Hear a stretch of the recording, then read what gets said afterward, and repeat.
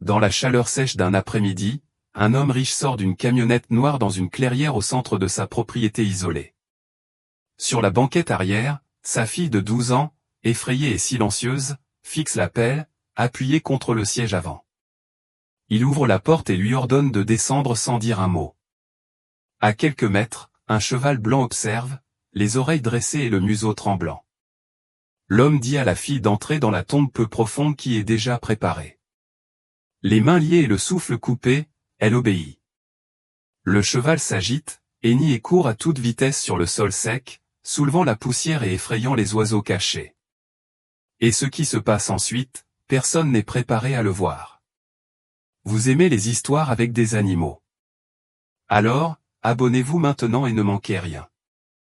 Merci de vous joindre à nous. Revenons maintenant à notre histoire.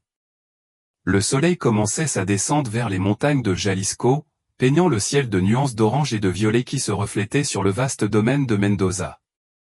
Don Aurelio Mendoza se tenait sur le porche de la maison principale, regardant le vaste terrain qui appartenait à sa famille depuis 5 générations. Ses mains calleuses agrippaient la balustrade en bois, sentant le poids de siècles de tradition sur ses larges épaules. Des écuries parvenaient les doux hennissements de Silo, le cheval alezan, qui était le compagnon inséparable de sa fille Esperanza depuis ses 8 ans. L'animal à la fourrure aussi dorée que les champs de blé à l'aube possédait une intelligence particulière qui avait attiré l'attention de toute la famille. Ses yeux sombres semblaient comprendre chaque mot, chaque geste, chaque larme qu'Esperanza versait dans ses moments de solitude. Le domaine de San Rafael s'étendait sur des centaines d'hectares, à partir des pâturages où paissait le bétail. Les maisons des ouvriers étaient disposées comme de petites constellations autour de la maison principale, formant une communauté unie par des générations de travail ensemble. Don Aurelio avait hérité non seulement de la terre, mais aussi du respect et de l'admiration de ses employés, qui le voyaient comme un employeur juste, bien que strict. Esperanza courait pieds nus le long des sentiers de terre, sa robe blanche flottant au vent tandis qu'elle chassait les papillons dansant parmi les figues de Barbarie. À 12 ans, il conservait l'innocence d'une enfance rurale, où chaque jour apportait de nouvelles aventures parmi les cours de ferme et les champs de maïs. Son rire cristallin se mêlait au murmure du vent à travers les mesquites, créant une symphonie qui remplissait de vie les coins les plus reculés de la propriété. « Ciel, viens ici !» s'écria la jeune fille en tendant ses petits bras vers le cheval qui s'approchait au trot. L'animal répondit immédiatement, baissant sa noble tête pour recevoir les caresses de sa jeune maîtresse.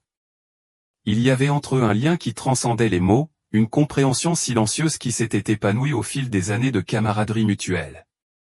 Don Aurelio observait la scène de loin, sentant son cœur se remplir de fierté paternelle. Esperanza était sa fille unique, fruit tardif de son mariage avec Dolores, qui était partie au ciel alors que la jeune fille marchait à peine. Depuis lors, il était devenu père et mère, protecteur et guide, portant sur ses épaules la responsabilité d'élever une fille dans un monde qui n'était pas toujours gentil avec les innocents.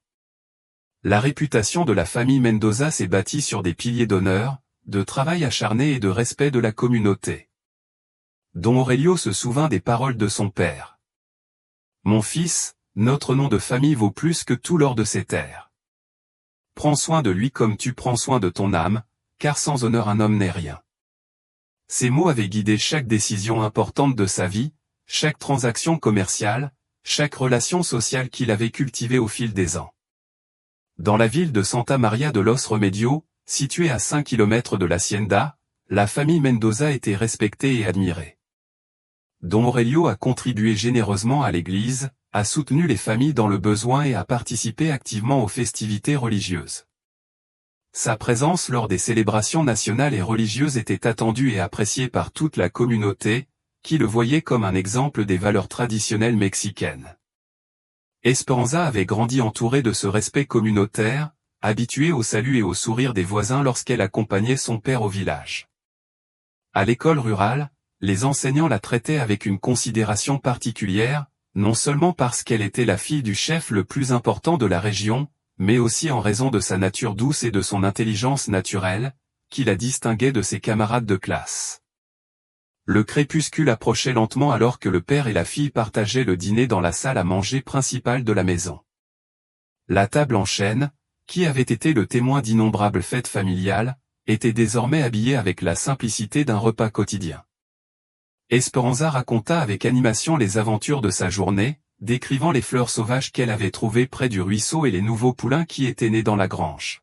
« Papa, tu penses que Silo comprend quand je lui parle ?»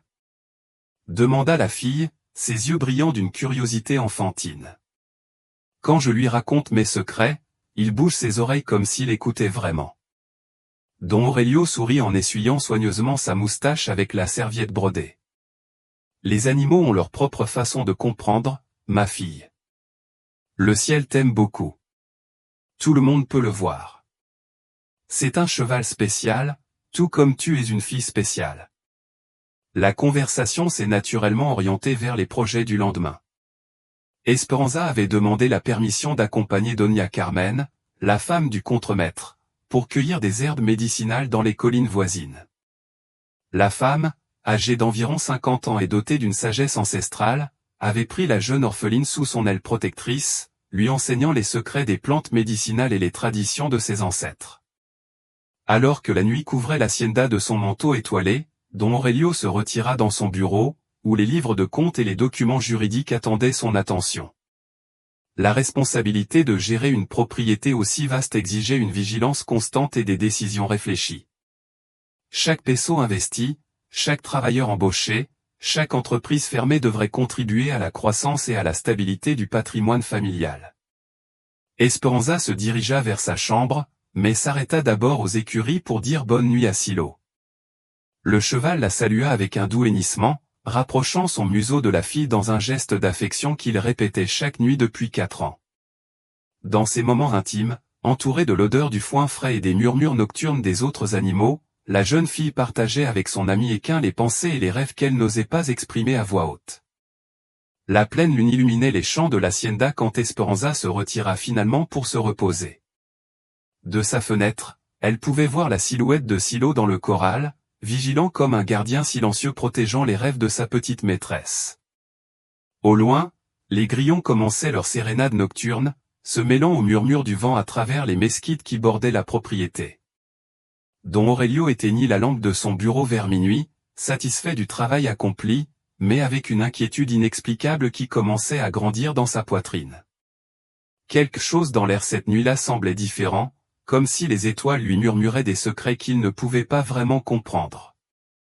À leur insu, les événements à venir allaient mettre à l'épreuve non seulement leur amour paternel, mais aussi les valeurs et les principes qui avaient défini leur existence pendant plus de 40 ans. Le matin est arrivé avec le chant des coqs et l'arôme du café fraîchement torréfié flottant dans la cuisine de l'hacienda.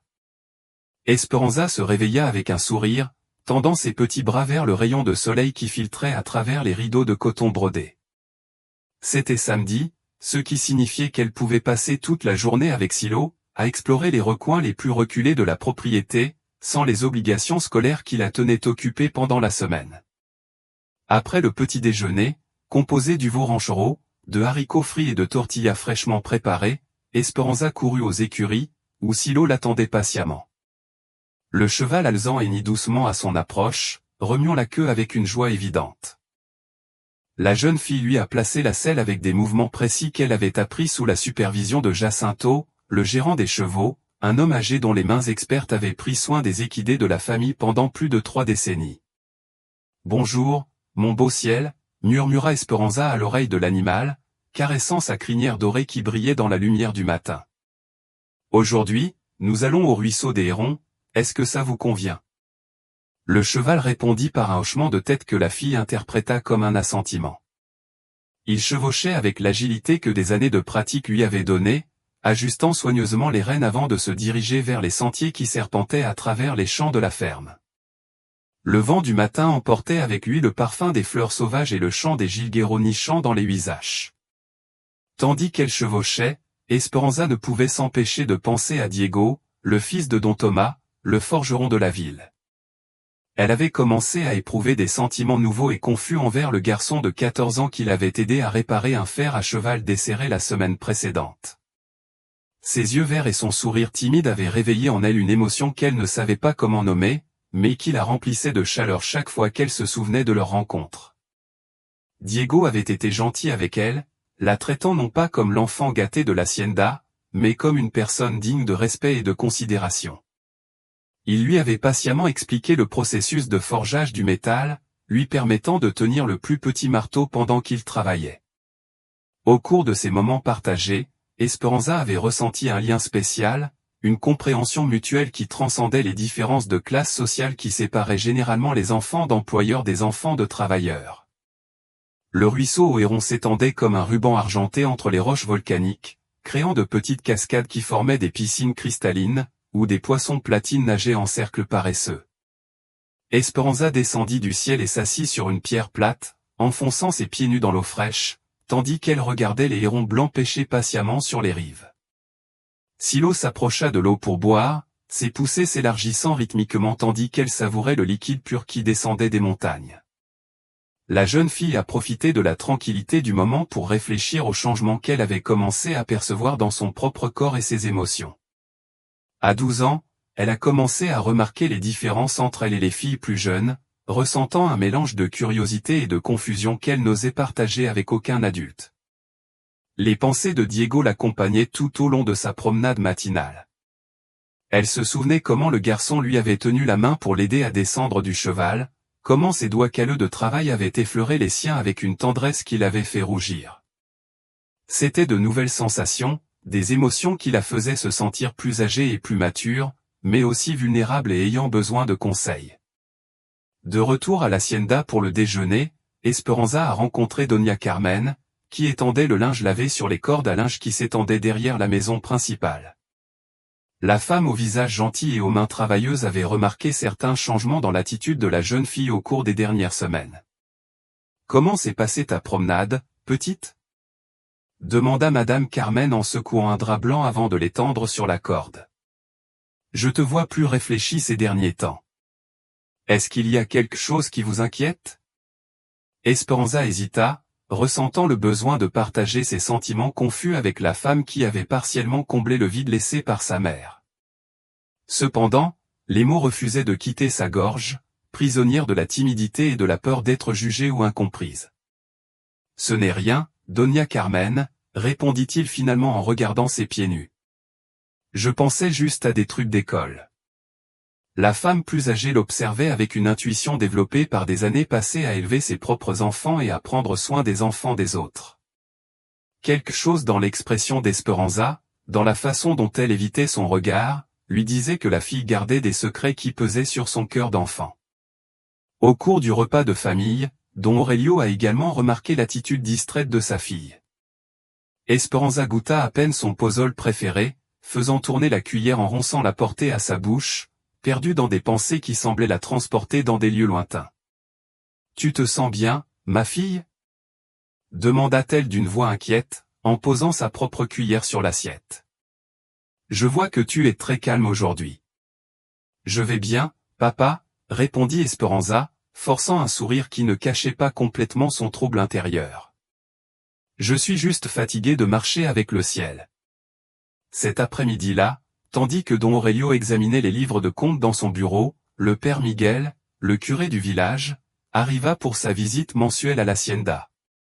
Le prêtre, un homme d'âge moyen à la barbe grise soigneusement taillée, était un ami de la famille depuis de nombreuses années et servait de conseiller spirituel et moral à Don Aurelio. « Bonjour, Aurelio, » salua le prêtre en acceptant la tasse de café offerte par son hôte.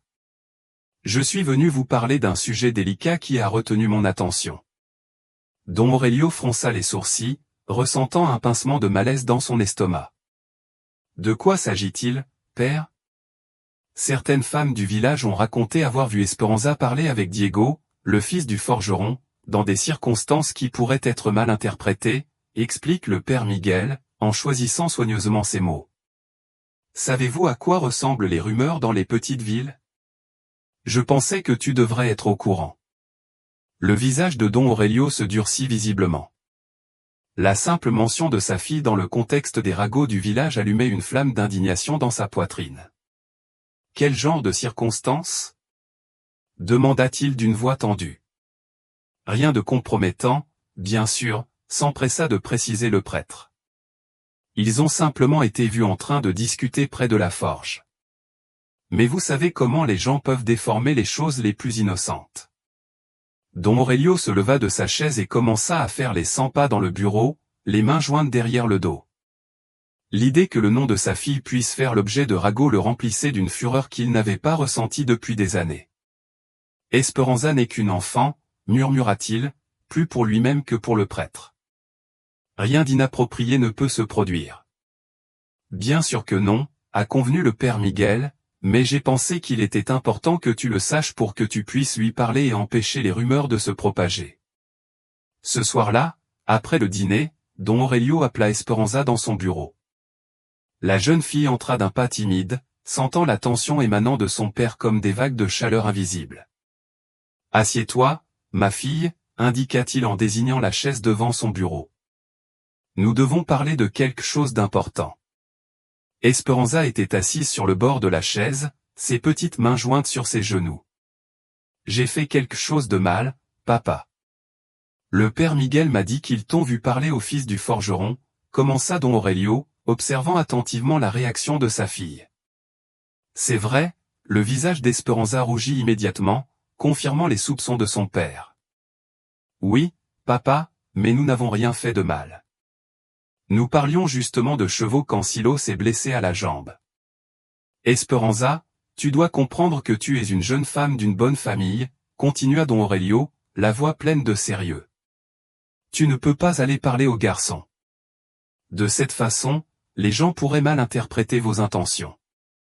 Mais, papa, Diego est très bon avec moi, protesta la fille, sentant les larmes commencer à lui monter aux yeux.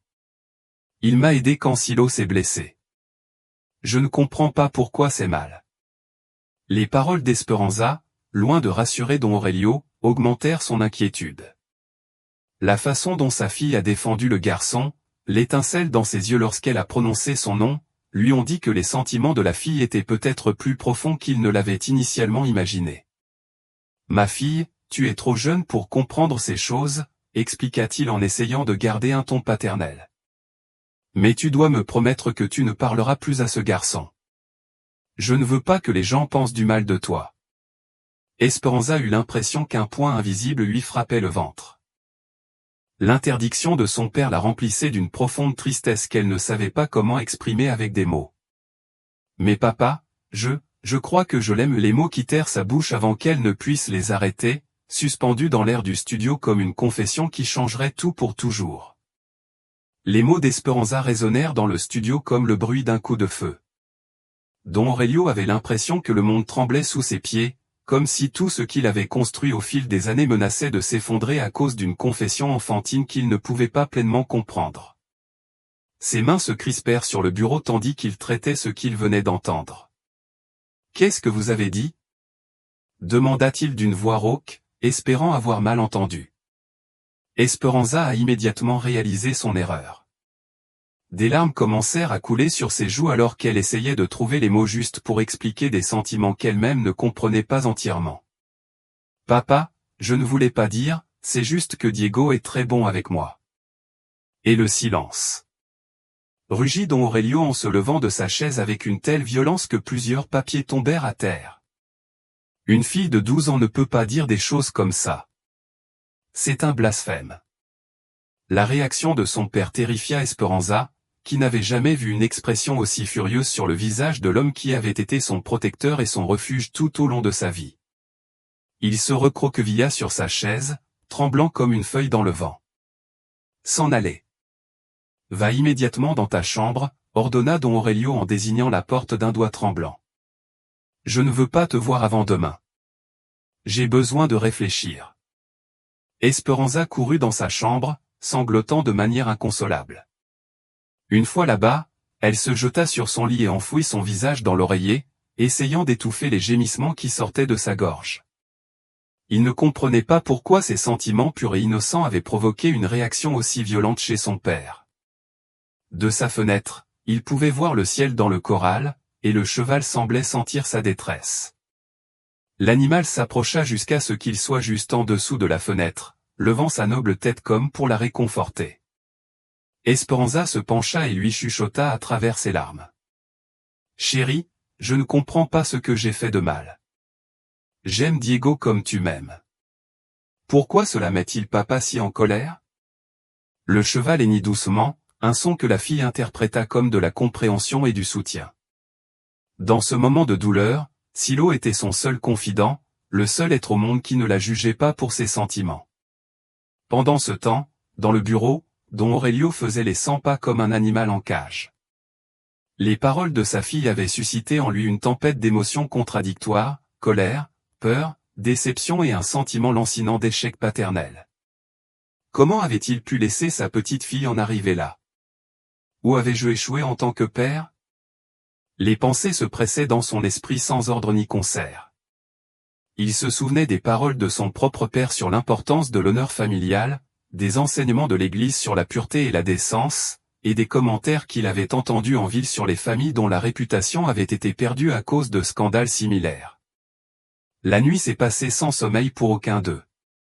Don Aurelio resta dans son bureau à boire de la tequila directement à la bouteille, tandis que ses pensées devenaient de plus en plus sombres et confuses.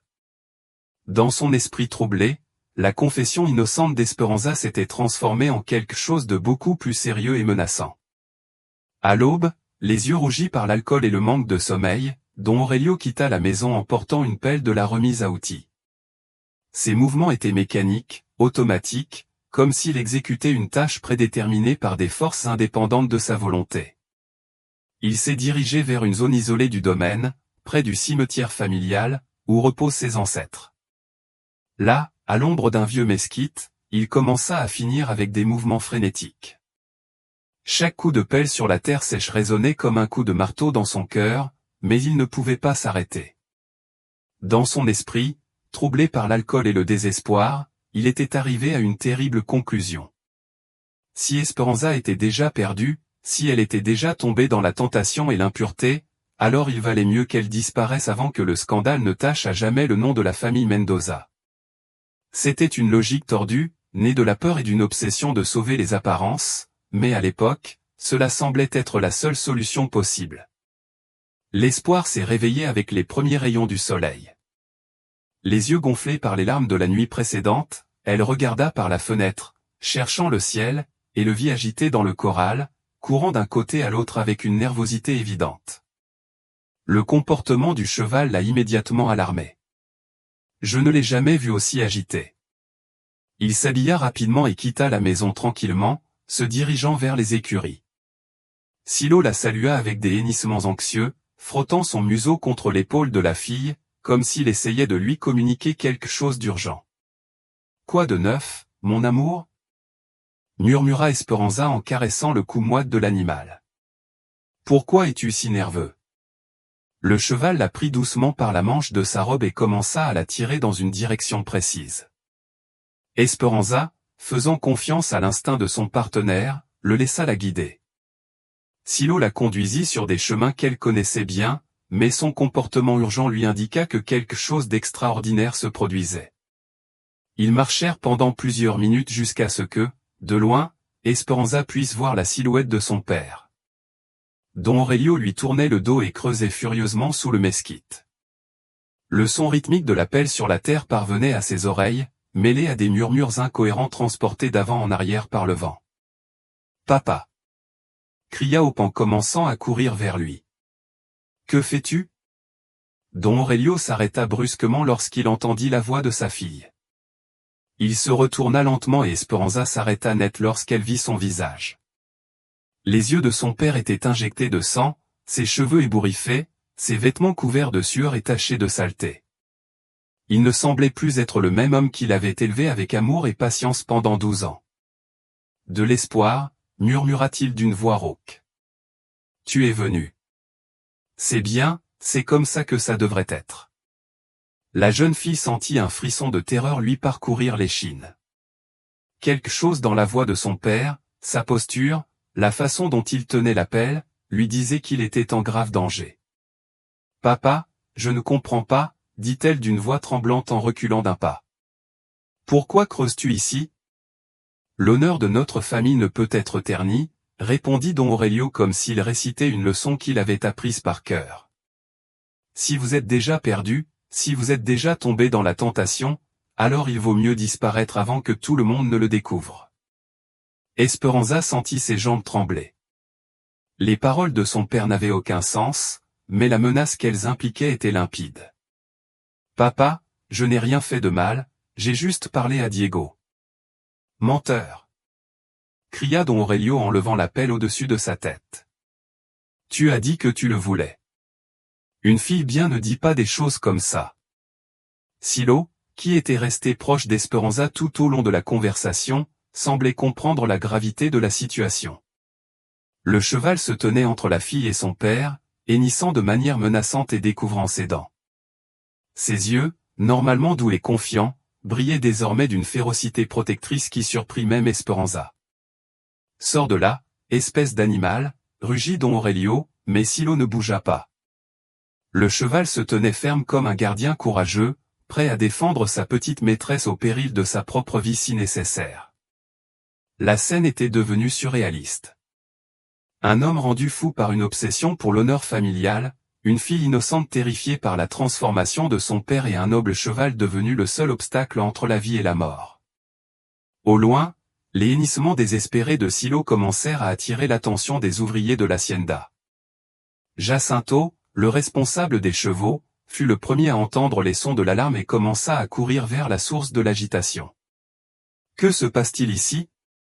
cria don Aurelio en s'approchant. L'arrivée de l'ouvrier interrompit momentanément la confrontation. Don Aurelio regarda autour de lui comme s'il sortait d'une transe, réalisant pour la première fois l'ampleur de ce qu'il était sur le point de faire. Mais la lucidité fut de courte durée. L'obsession et l'alcool avaient obscurci son jugement au-delà de toute raison. « Ce ne sont pas tes affaires, Jacinto, murmura-t-il en serrant fermement la pelle. « Sors d'ici. » Mais Jacinto, un homme sage et endurci par des années d'expérience, a immédiatement compris que son patron n'était pas sain d'esprit. Sans un mot de plus, il se retourna et courut vers la maison principale, criant aux autres ouvriers de venir immédiatement. Le cri d'alarme de Jacinto se répandit dans toute l'hacienda comme des ondulations dans un étang.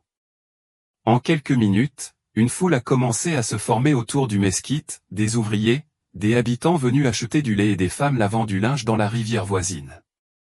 Tout le monde courut vers l'endroit où le hennissement désespéré de Silo indiquait que quelque chose de terrible se passait. La foule s'est rassemblée autour de l'arbre mesquite comme une rivière humaine convergeant vers un point de crise. Doña Carmen accourut, son tablier taché de pâte à tortilla qu'elle avait laissé sur la plaque lorsqu'elle entendit les cris d'alarme. Derrière elle venaient les frères Morales, qui travaillaient à la ferme depuis plus de 20 ans, ainsi que leurs femmes et leurs enfants qui avaient été témoins de la croissance d'Esperanza depuis qu'elle était bébé. « Don Aurelio, s'il vous plaît » cria Doña Carmen, haletant à force de courir. « Ce n'est qu'une enfant, elle ne sait pas ce qu'elle dit. » Le père Miguel est apparu dans la foule, sa soutane noire flottant au vent tandis qu'il courait plus vite que ses jambes d'âge moyen ne pouvaient le porter. En voyant la scène se dérouler devant ses yeux, la couleur disparut complètement de son visage. La pelle dans les mains de don Aurelio, là-haut sur le sol, la fille tremblante derrière son cheval protecteur. Tout lui indiquait immédiatement l'ampleur de la tragédie dont il était témoin. « Aurelio, au nom de Dieu !» s'écria le prêtre en tendant les bras vers l'homme fou. « Arrêtez, ce n'est pas ce que le Seigneur veut de vous. » Don Aurelio regarda autour de lui, voyant pour la première fois les visages horrifiés de ses ouvriers, de ses voisins, des gens qui le respectaient depuis des décennies. Mais son esprit, intoxiqué par l'alcool et obscurci par l'obsession, interprétait ces expressions comme la confirmation de ses pires craintes. « Maintenant tout le monde sait » a-t-il crié en pointant sa pelle vers la foule. « Tout le monde sait que ma fille a disparu. L'honneur de la famille Mendoza est à jamais terni. » Esperanza sanglotait de manière inconsolable, s'accrochant à la crinière de Silo comme si c'était sa dernière ancre dans un monde devenu fou. Le cheval se tenait immobile comme une statue, ses muscles tendus, prêt à charger quiconque tenterait de blesser sa petite maîtresse. « Papa, s'il te plaît » supplia la fille en larmes. « Je n'ai rien fait de mal, j'ai juste dit à Diego que je l'aimais. »« Ce n'est pas mal. » Ces paroles, loin de calmer don Aurelio, semblèrent intensifier sa fureur. « Tu vois » rugit-il en s'adressant à la foule. Elle-même l'avoue. Une fille de 12 ans qui parle d'amour avec un garçon est une honte. Doña Carmen s'avança courageusement, se plaçant entre Don Aurelio et la fille à côté de Silo. Aurelio Mendoza, je te connais depuis que tu es enfant, cria-t-il avec une force qui surprit tous les présents. Ton père aurait honte de te voir ainsi. Esperanza est une jeune fille innocente qui découvre tout juste ses sentiments. Tu ne comprends pas, répondit Don Aurelio, mais sa voix avait perdu un peu de sa force d'antan. Si les gens de la ville l'apprennent, ils diront que je ne l'ai pas bien élevée. Ils diront que c'est une. Les habitants de la ville l'ont déjà découvert, interrompit Jacinto en désignant la foule qui les entourait, et nous sommes tous là pour protéger cette fille de toi. Un murmure d'approbation se répandit parmi les spectateurs. Les ouvriers de l'hacienda, qui avaient respecté et admiré Don Aurelio pendant des années, le regardaient maintenant avec un mélange d'horreur et de déception. Ils avaient vu Esperanza grandir, célébrer ses anniversaires et l'avaient réconfortée lorsqu'elle pleurait à cause de l'absence de sa mère. Pour eux tous, la fille était comme leur propre fille, et l'idée que quelqu'un puisse vouloir lui faire du mal était inconcevable. Don Aurelio, intervint Don Esteban, le marchand le plus respecté de la ville, attiré par l'agitation, Esperanza est une fille bonne et pure. Tout le monde en ville la connaît et l'aime. Il n'y a rien de mal dans ses sentiments. C'est naturel pour son âge. Elle est simplement innocente. Crie Doña Refugio, la sage-femme du village, qui avait assisté à la naissance d'Esperanza 12 ans plus tôt. Les sentiments d'une fille ne sont pas un péché. C'est toi qui pèches en voulant lui faire du mal. Le père Miguel s'est rapproché, tendant les mains dans un geste de paix. Aurelio, mon frère, écoute-moi. L'amour qu'Esperanza ressent est pur et innocent, comme celui que tu ressentais pour sa mère quand tu étais jeune. Tu as oublié ce que c'était que d'être amoureux. Tu as oublié la pureté de ses premiers sentiments. Les paroles du prêtre semblaient percer la coquille de folie qui entourait Don Aurelio.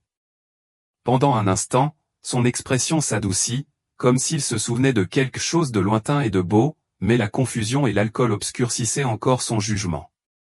Mais les gens parleront, murmura-t-il, et pour la première fois sa voix sonna brisée, vulnérable. Ils diront des choses horribles à son sujet. On parle déjà, s'exclama Doña Carmen, mais pas d'Esperanza. On parle de toi. On dit que tu es devenue folle, que tu veux faire du mal à ta propre fille. Un lourd silence s'abattit sur la foule. Les paroles de Doña Carmen ont révélé la cruelle ironie de la situation. Dans sa tentative de préserver l'honneur de la famille, Don Aurelio avait créé le plus grand scandale que le domaine de San Rafael ait connu depuis des générations. Diego apparut en courant à travers la foule, le visage pâle de terreur alors qu'il réalisait que son amitié innocente avec Esperanza avait déclenché cette tragédie. Le garçon de 14 ans s'avança courageusement, faisant face au regard furieux de Don Aurelio. Don Aurelio cria d'une voix brisée, « Si quelqu'un est coupable ici, c'est moi. J'ai parlé à Esperanza, mais je jure par la Vierge de Guadalupe que je ne lui ai jamais manqué de respect. Nous ne sommes que des amis. » Diego, non. Esperanza pleurait, craignant pour la sécurité du garçon. Mais Diego continua, les larmes coulant sur ses joues d'adolescent. Esperanza est la fille la plus gentille et la plus pure que j'ai jamais rencontrée. Si tu lui fais du mal, tu seras damné en enfer. Les paroles du garçon résonnaient avec une vérité que même Don Aurelio, dans son état de confusion, ne pouvait nier. Pendant des années, elle avait vu la gentillesse naturelle de sa fille, sa compassion envers les animaux blessés, sa douceur avec les travailleurs, sa dévotion à l'Église. Comment avait-elle pu croire que cette même fille était soudainement devenue quelque chose de honteux? Silo, qui était resté un gardien silencieux tout au long de la confrontation, s'est lentement approché de Don Aurelio.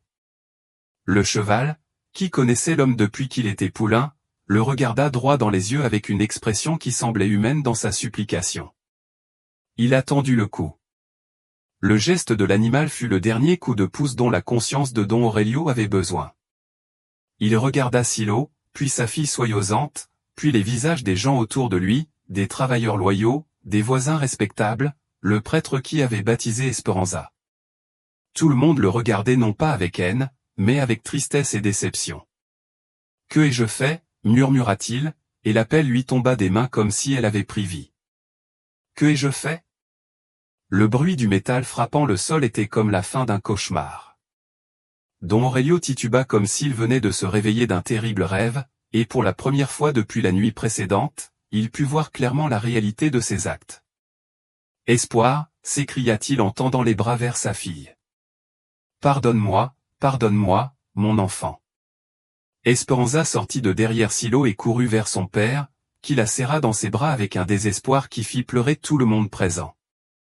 Le père et la fille sanglotaient ensemble tandis que la foule les entourait dans un cercle protecteur, tous unis par le soulagement d'avoir évité une tragédie irréversible. Plus jamais, murmura Don Aurelio à l'oreille de sa fille. Je ne permettrai plus jamais que ma fierté soit plus importante que ta vie. Pardonne-moi, mon amour. Pardonne-moi.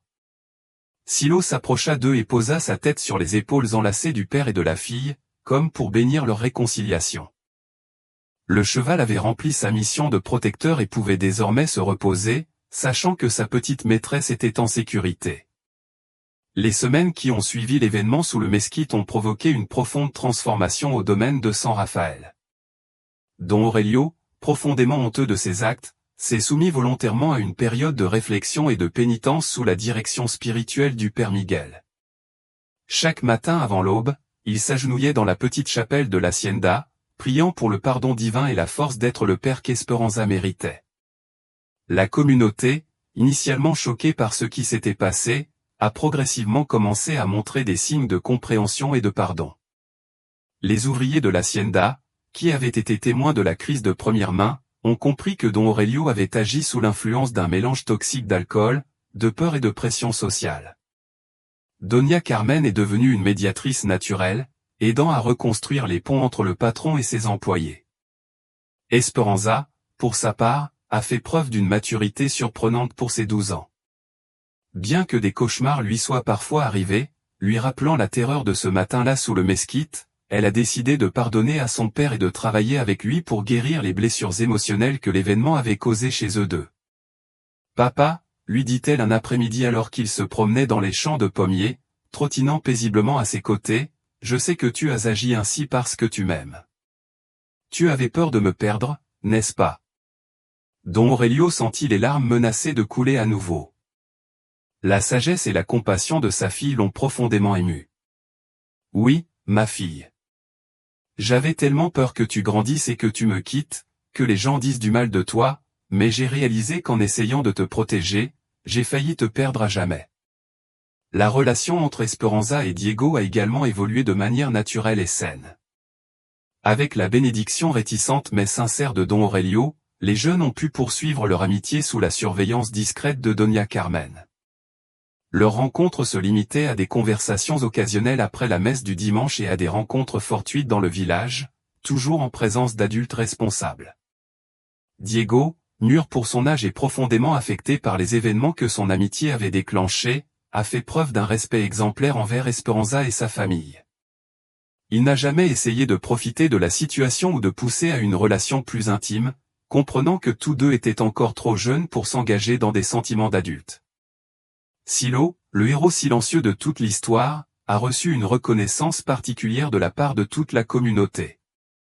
Don Aurelio ordonna la construction d'une nouvelle écurie plus grande pour le cheval, reconnaissant que l'animal avait fait preuve de plus de sagesse et de courage que lui-même au moment critique. Les enfants du village ont commencé à visiter le ranch spécifiquement pour voir le cheval qui a sauvé Esperanza, le transformant en une légende locale.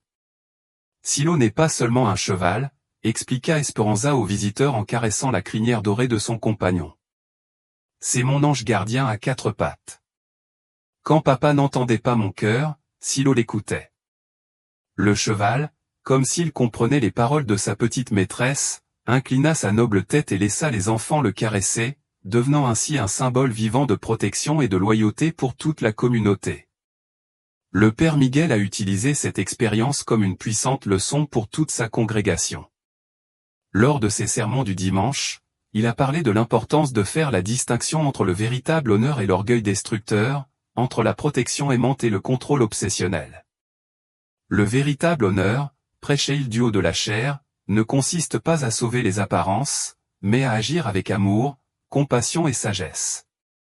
Don Aurelio nous a appris que la peur peut nous aveugler au point de blesser ceux que nous aimons le plus, mais il nous a également montré qu'il n'est jamais trop tard pour se repentir et changer de chemin. L'histoire s'étendait au-delà des limites de Santa Maria de los Remedios. Les villages voisins connaissaient l'histoire du cheval sauveur et de la jeune fille qui avait pardonné à son père. Les voyageurs et les marchands ont transporté l'histoire dans d'autres régions, la transformant en une parabole sur le pouvoir du pardon et l'importance de protéger l'innocence de l'enfance. Don Thomas, le forgeron et père de Diego, s'est approché de Don Aurelio quelques semaines après l'incident. Les deux hommes, pères soucieux du bien-être de leurs enfants, ont eu une conversation sincère qui a abouti à un accord mutuel pour superviser l'amitié des jeunes hommes avec sagesse et compréhension. Aurelio, lui dit Don Thomas tandis qu'il partageait une tequila sur le porche de l'hacienda, nos enfants nous ont appris quelque chose d'important. Le véritable amour, même entre enfants, est pur et beau. Notre responsabilité n'est pas de l'étouffer, mais de le guider dans la bonne direction. Don Aurelio hocha la tête, contemplant les champs qui s'étendaient jusqu'à l'horizon. Tu as raison, mon pote. J'ai failli perdre ma fille en essayant de contrôler quelque chose que j'aurais dû célébrer. Esperanza grandit, et je dois apprendre à grandir avec elle. Le temps a progressivement guéri les blessures émotionnelles. Don Aurelio a considérablement réduit sa consommation d'alcool et a commencé à passer plus de temps de qualité avec Esperanza, non pas comme un père contrôlant, mais comme un guide aimant qui respectait l'individualité de sa fille. Ensemble, ils ont visité les plus beaux coins de l'hacienda, toujours accompagnés de Silo. Don Aurelio a enseigné à Esperanza la gestion des terres, l'importance de traiter les travailleurs avec respect, les valeurs qui comptaient vraiment dans la vie. Ma fille, lui dit-il un après-midi alors qu'il regardait le coucher du soleil du haut d'une colline, je veux que tu saches que tu peux tout me dire, tes sentiments, tes peurs, tes joies. Je ne laisserai plus jamais ma fierté s'immiscer entre nous. Esperanza prit la main calleuse de son père et la serra avec amour. Je sais, papa, et je veux que tu saches que je te pardonne complètement. Je sais que tu as agi par amour, même si c'était de la mauvaise manière. Silo hennit doucement, comme s'il bénissait le moment de réconciliation entre père et fille. Le soleil se couchait lentement derrière les montagnes, peignant le ciel des mêmes teintes oranges et violettes qui avaient été témoins du début de cette histoire de terreur, de rédemption et d'amour. Un an après l'incident, le domaine de San Rafael a célébré la plus grande fête patronale de son histoire. Des familles des villes voisines se sont déplacées pour participer à la célébration, dont beaucoup sont venus spécialement pour rencontrer Esperanza et Silo. La jeune fille, aujourd'hui âgée de 13 ans et remarquablement mature pour son âge, a accueilli les visiteurs avec grâce et humilité. Don Aurelio, transformé par cette expérience, est devenu un fervent défenseur de la protection de l'enfance et d'un dialogue familial ouvert. Il a parlé lors de réunions communautaires de l'importance d'écouter les enfants et de faire la distinction entre une véritable protection et un contrôle destructeur. Lors de la célébration, Esperanza a monté Silo dans une démonstration qui a laissé tous les spectateurs sans voix. Le lien entre la fille et le cheval était si profond qu'il semblait bouger comme un seul homme. À la fin de la présentation, tous deux ont reçu une ovation debout qui a duré plusieurs minutes. Ce cheval a sauvé notre Esperanza, a crié Don Aurelio à la foule, les larmes de fierté aux yeux. Mais il m'a aussi sauvé. Il m'a appris que le véritable courage ne consiste pas à imposer notre volonté, mais à protéger avec sagesse et à aimer inconditionnellement. Cette nuit-là, alors que la fête se poursuivait avec de la musique mariachi et des danses traditionnelles, Esperanza s'est discrètement glissée dans les écuries pour passer un moment intime avec Silo. Le cheval la salua avec son hennissement familier et elle le serra dans ses bras avec toute la force de son cœur d'adolescente. « Merci, mon beau ciel », lui murmura-t-il à l'oreille. « Merci de m'avoir sauvé, d'avoir sauvé papa, de nous avoir tous sauvés. Tu seras toujours mon héros. » Le cheval semblait comprendre chaque mot, appuyant sa tête contre la poitrine de la fille, un geste d'affection qu'il avait répété des milliers de fois au cours des 5 dernières années. Depuis cette nuit, l'histoire d'Esperanza, Don Aurelio et Silo est devenue une légende. Les grands-parents le racontaient à leurs petits-enfants comme une leçon sur le pardon. Les parents l'utilisaient pour enseigner l'importance de la communication familiale, et les enfants s'en souvenaient comme d'une preuve que les animaux peuvent être des anges, des gardiens déguisés. L'hacienda San Rafael a continué à prospérer sous la gestion sage et compatissante de Don Aurelio. Les ouvriers, témoins du profond changement chez leur employeur, travaillaient avec un respect et une affection renouvelés. La propriété est devenue un modèle de relations de travail équitable et d'harmonie familiale. Esperanza a grandi pour devenir une jeune femme belle et sage, toujours accompagnée de Silo, qui a vieilli gracieusement à ses côtés. Ils n'ont jamais été séparés et leur histoire d'amour et de protection mutuelle s'est transmise de génération en génération, témoignant du pouvoir transformateur du pardon et de la force incassable du véritable amour. Des années plus tard, quand Esperanza est devenue mère, elle a raconté l'histoire à ses propres enfants tout en caressant la progéniture de Silo dans les mêmes écuries où elle avait passé son enfance. La leçon est restée vivante, le véritable amour ne connaît pas de limites, le pardon peut guérir les blessures les plus profondes et parfois les anges gardiens interviennent de manière inattendue. La terre de Jalisco a été témoin de nombreuses histoires au fil des siècles, mais peu d'entre elles sont aussi puissantes que celle d'une fille, de son père et d'un cheval qui a changé le cours de leur vie pour toujours, au ranch de San Rafael, où le vent murmure encore à travers les mesquites et les couchers de soleil continuent de peindre le ciel de couleurs impossibles. Le souvenir de cette terrible matinée et de sa belle fin reste vivant comme un rappel qu'il n'est jamais trop tard pour choisir l'amour plutôt que la peur. Chers auditeurs, nous espérons que l'histoire de Open Heaven a touché votre cœur. Si vous souhaitez continuer à être ému par des histoires comme celle-ci, abonnez-vous à la chaîne, aimez-la et partagez dans les commentaires ce qui vous a le plus touché. Ici, chaque histoire nous rappelle que l'amour peut vaincre même les ténèbres les plus profondes. Ce récit nous enseigne que le véritable honneur ne consiste pas à préserver les apparences, mais à protéger avec sagesse et à aimer inconditionnellement. Esperanza et son père, Don Aurelio, nous montrent qu'il n'est jamais trop tard pour le pardon et la rédemption, tandis que Silo nous rappelle que les anges gardiens peuvent apparaître de manière inattendue. Que cette histoire vous inspire à choisir l'amour plutôt que la peur et à protéger l'innocence des enfants avec compassion et compréhension.